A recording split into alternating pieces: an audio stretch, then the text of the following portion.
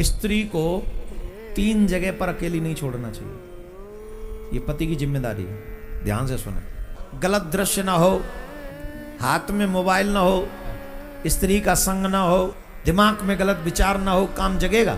नहीं जगेगा। काम कब जगता है कि या तो गलत दृश्य सामने हो, या स्त्री का संग, स्त्री पुरुष दोनों में, तो जो आप पुरुष हैं तो स्त्री संग हो, स्त्री है तो पुरुष संग हो, तब काम जगेगा।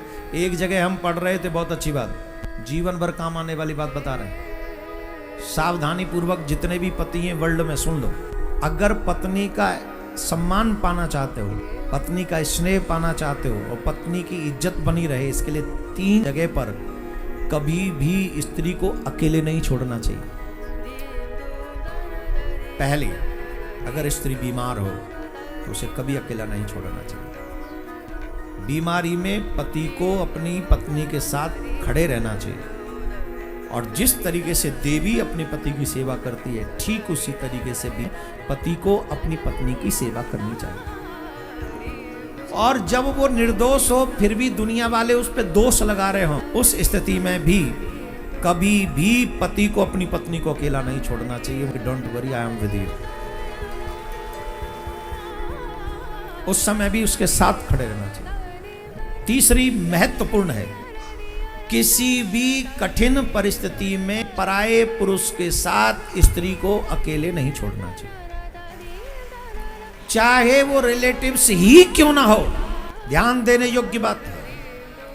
चाहे वो मामा का हो, चाहे वो फूफा का हो, जीजा का हो, चाहे वो साले का हो, जवान अगर कोई है तो उस कठिन परिस्थिति में कभी भी एक स्त्री एक पुरुष को नहीं छोड़ना चाहिए।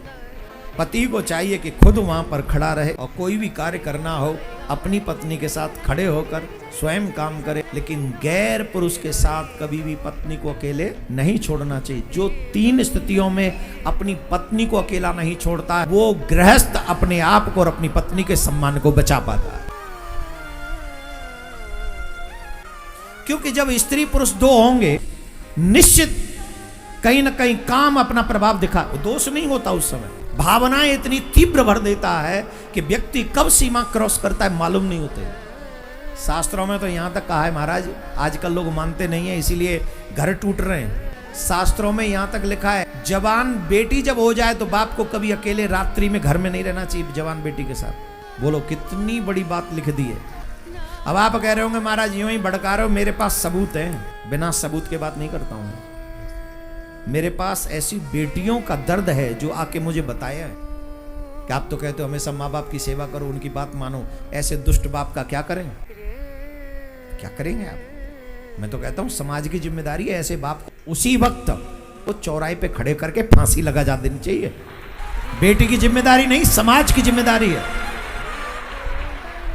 ये मर्यादा शास्त्रों में